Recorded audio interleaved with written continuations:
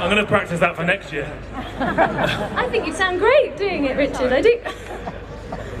We'd just like to ask you a few questions, if that's all right. Just Yeah, that's fine. find out what's going on. Melody? Okay, so what has been your career highlight so far?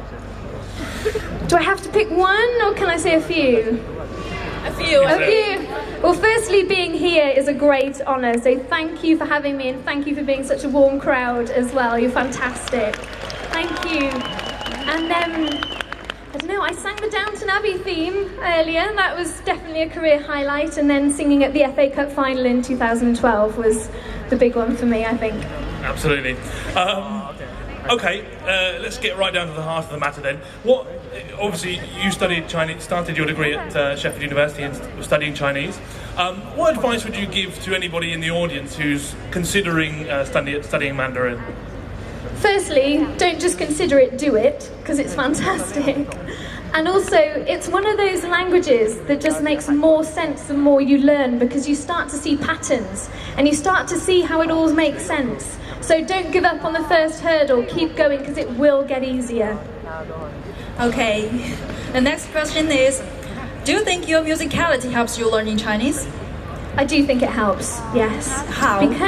Because Chinese is a tonal language, so it's almost as if you're singing a sentence when you're speaking the tones.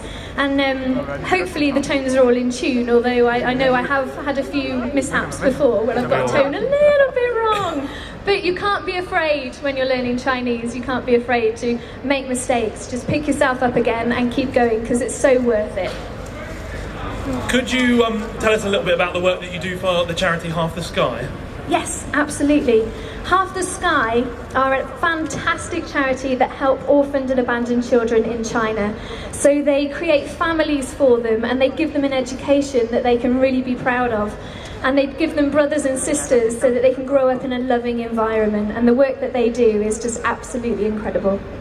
Sounds really good, yeah. Okay, so what does the future hold for you? The future?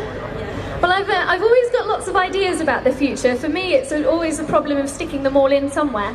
So, so I'd like to make another album for the Western and UK markets, as well as China. But specifically for China, I'd love to create a Chinese album at some point.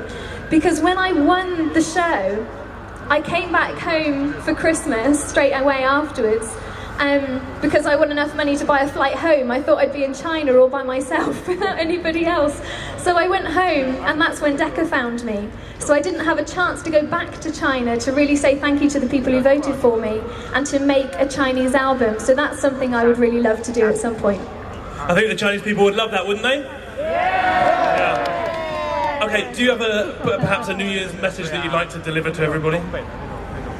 I just hope that this new year delivers everything that you wish for out of it. And I'm particularly excited about this new year because I was born in the year of the horse. And so I hope, we're both born in the year of the horse. Yes. So I hope it brings prosperity and success for all of us. Okay, so you could... Would you like to say? 恭喜发财. Okay, ladies and gentlemen, you are able to follow Mary-Jess's career on Facebook and on Twitter, but I also understand you have some exciting news about a new account with 新浪微博. 对，我有的。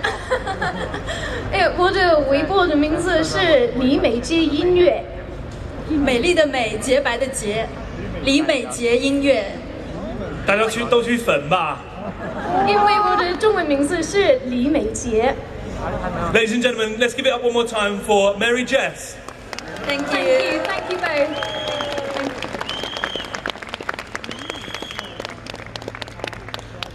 其实我也有微博。